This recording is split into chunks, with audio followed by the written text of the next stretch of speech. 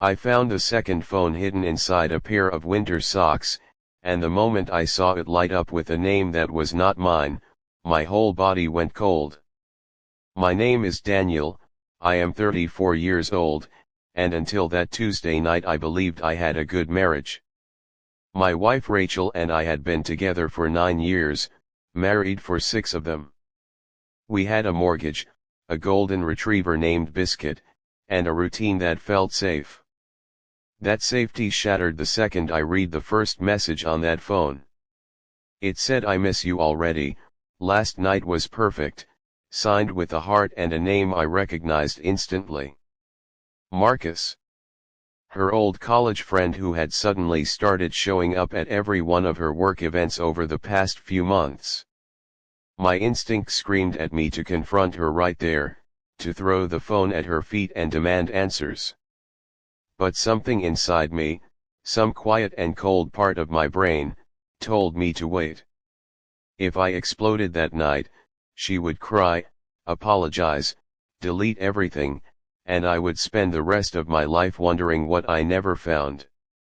So instead I put the phone back exactly where I found it, and decided I would learn everything first. I would give it 90 days.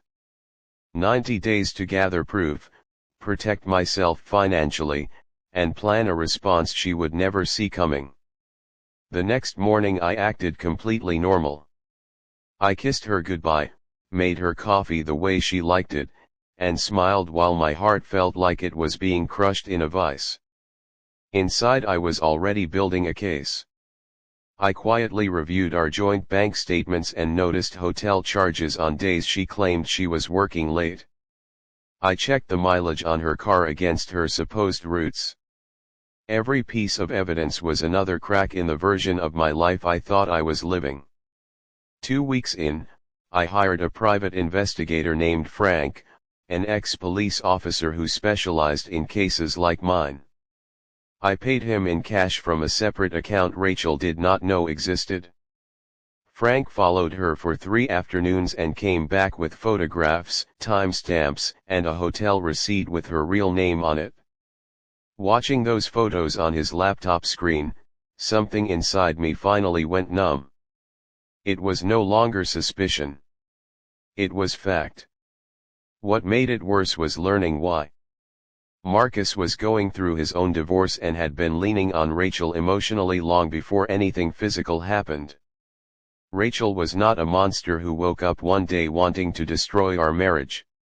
She had been feeling invisible at home, she later admitted, because I had been buried in work for over a year chasing a promotion, and Marcus made her feel seen again.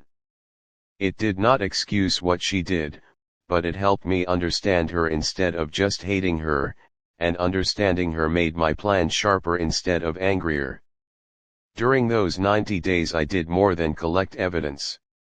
I consulted a family law attorney in complete secrecy, someone 2 towns over, so there was no chance of running into anyone we knew. I learned what I was entitled to, how to protect the house I had bought before our marriage, and how infidelity could be used strategically even in a no-fault divorce state. I moved a portion of my savings into an account only I could access, completely legally, protecting what was mine before things became messy. I updated my life insurance beneficiary. Every move was calculated, careful, and completely within the law. Meanwhile, at home, Rachel had no idea. She still made dinner some nights, still asked about my day, still slept beside me every night while carrying a secret that was quietly destroying everything we built. Sometimes I caught her checking her phone with a small guilty smile, and I would smile back and ask what was funny, and she would say nothing, just work stuff. The acting became easier the more evidence I collected, because I no longer felt like I was lying to protect her feelings.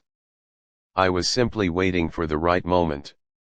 By day 60, Frank had everything I needed. Photos of them entering and leaving hotels, text screenshots pulled from a shared family phone plan account that legally allowed me access to billing details, and even a voicemail Marcus had accidentally left on our home phone, thinking it was Rachel's cell. The voicemail alone was enough to remove any doubt in my own heart. On day 75, something almost changed everything.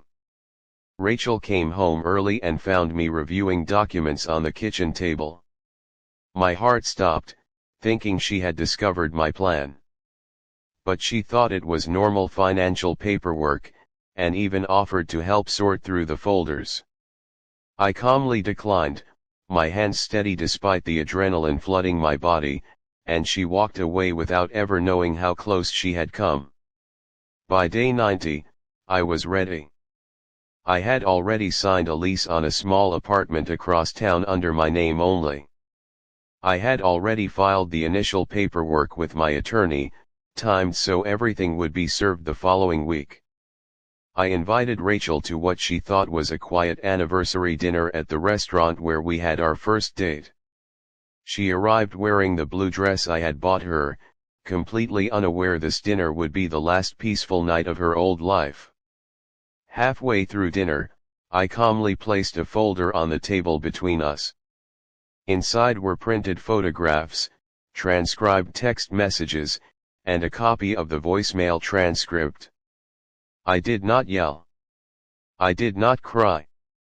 I simply said, I know about Marcus, I have known for exactly 90 days, and everything is already handled.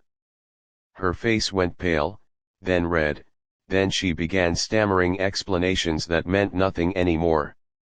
I told her the divorce papers would be delivered to her at work Monday morning, that the apartment lease was already signed, and that our joint accounts had already been legally restructured. She begged, she cried, she said it meant nothing and that she loved only me, but 90 days of silent preparation had already hardened something inside me that her tears could no longer reach. I told her the version of me that would have forgiven her died the night I found that phone, and the version sitting across from her now had already built a new life without her in it. The divorce moved quickly because I had prepared every piece of paperwork in advance. Because of the documented infidelity and my careful planning, I kept the house, kept my retirement accounts protected, and walked away without paying a single unnecessary dollar in alimony. Rachel lost far more than money. She lost the home she thought was permanent, the stability she took for granted, and eventually even Marcus, who left her within months once the excitement of secrecy disappeared. A year later I am living in that same house, Biscuit still sleeping at the foot of my bed every night, and I am building a life that finally feels honest again. The mornings feel different now, quieter in a way that no longer hurts. I wake up without wondering who she is texting, without watching for the small guilty smile that used to flash across her face. I go to work, I come home, and the silence in the house is peaceful instead of heavy. Some nights I still think about that phone in the sock drawer, and I wonder how many men would have exploded the second they found it. I understand the urge completely. Rage wants to be loud, to break things and demand answers at midnight. But rage also warns your opponent, and it gives them time to hide, to delete, to build a story that protects them. Silence gives you time to build something they cannot escape. People ask me if I regret waiting, if those 90 days of pretending everything was fine ate away at me.